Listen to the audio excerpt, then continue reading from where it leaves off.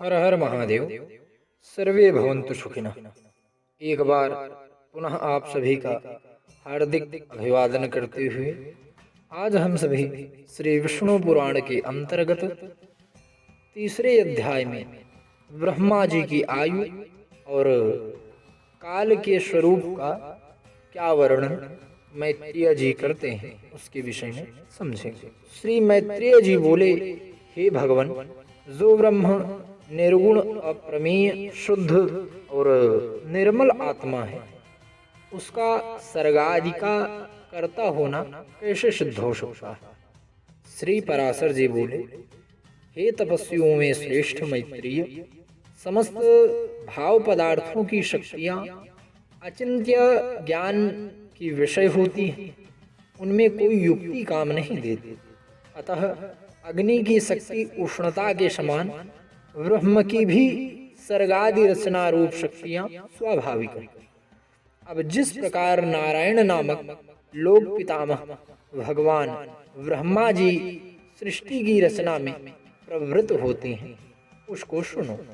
हे विद्वान, वे सदा उपचार से ही उत्पन्न हुए कहलाते हैं। उनके अपने परिमाण से उनकी आयु 100 वर्ष की कही जाती है।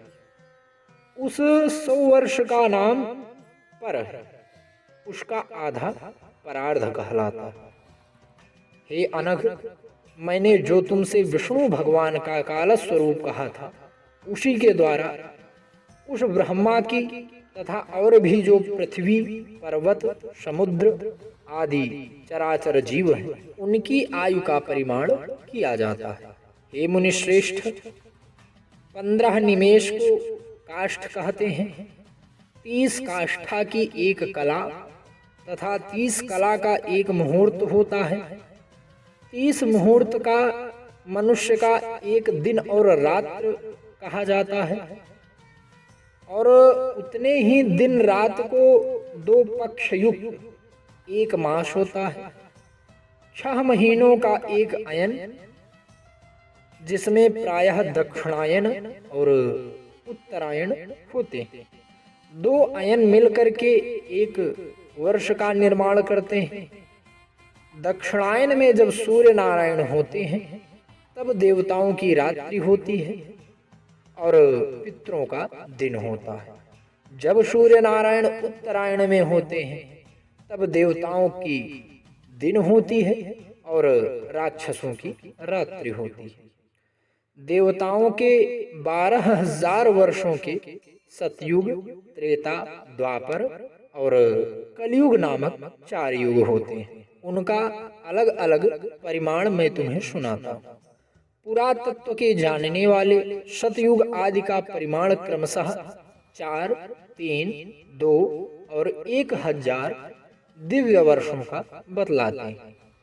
प्रत्येक युग के पूर्व उतने ही 100 वर्ष की संध्या बताई जाती है, और युग के पीछे उतने ही परिमाण वाले संध्यांश होते हैं। अर्थात सतयुग आदि के पूर्व क्रमशः 4, 3, 2 और 100 दिव्य वर्ष की संध्याएं और इतने ही वर्ष के संध्यांश होते हैं।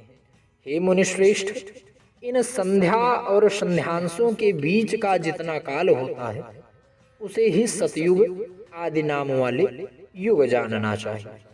हे मुनि, सतयुग, त्रेता, द्वापर और कलि ये मिलकर के चतुर्युग कहलाते हैं। ऐसे 1000 चतुर्युग का ब्रह्मा का एक दिन होता है। हे ब्राह्मण, ब्रह्मा के एक दिन में 14 मन होते हैं। उनका कालकृत परिमाण सुनो। सप्तर्षि, देवगण, इंद्र, मनु और मनु के पुत्र, अर्थात जितने राजा होते हैं, उनकी परंपरा में पूर्व कल्पानुसार एक ही काल में रचे जाते हैं और एक ही काल में उनका संहार किया जाता है। हे सत्तम, 71 चतुर्युग से कुछ अधिक काल का एक मनवंतर होता है। यही मनु और देवता आदि का काल है। इस प्रकार दिव्य वर्ष गणना से एक मनवंतर में 8 लाख 52,000 वर्ष बताए जाते हैं। तथा हे महामुने, मानवीय वर्ष गणना के अनुसार मनवंतर का परिमाण पूरे 30,67,20,000 वर्ष है, इससे अधिक नहीं। इस काल का 14 गुना ब्रह्मा का दिन होता है। इसके अनंतर नैमित्तिक नाम वाला ब्राह्म प्रलय होता है। उस समय भूरलोक, भूअरलोक, स्वर्लोक, यह तीनों लोक जलने लगते हैं और महरलोक में रहने वाले शुद्धगण अति संतप्त होकर के जनलोक को चले जाते हैं। इस प्रकार त्रिलोकी के जलमय हो जाने पर जनलोकवासी योगियों द्वारा ध्यान किए जाते हुए नारायण स्वरूप कमल योनि ब्रह्मा जी त्रिलोकी के ग्रास से तृप्त होकर के दिन के बराबर ही परिमाण वाली उस रात्रि में शेष शैया पर शयन करते हैं और उसके बीत जाने पर पुनः संसार की सृष्टि करते हैं। इसी प्रकार पक्ष, मास इत्यादि गणना से ब्रह्मा का 1 वर्ष और फिर 100 वर्ष होते हैं। ब्रह्मा के 100 वर्ष ही उस महात्मा ब्रह्मा की परम आयु है। हे अनघ, अब उन ब्रह्मा जी का एक परार्ध बीत चुका है। उसके अंत में पाद्य नाम से विख्यात महाकल्प हुआ था। हे द्विज, इस समय वर्तमान उनके दूसरे परार्ध का यह वाराह नामक पहला कल्प कहा गया है।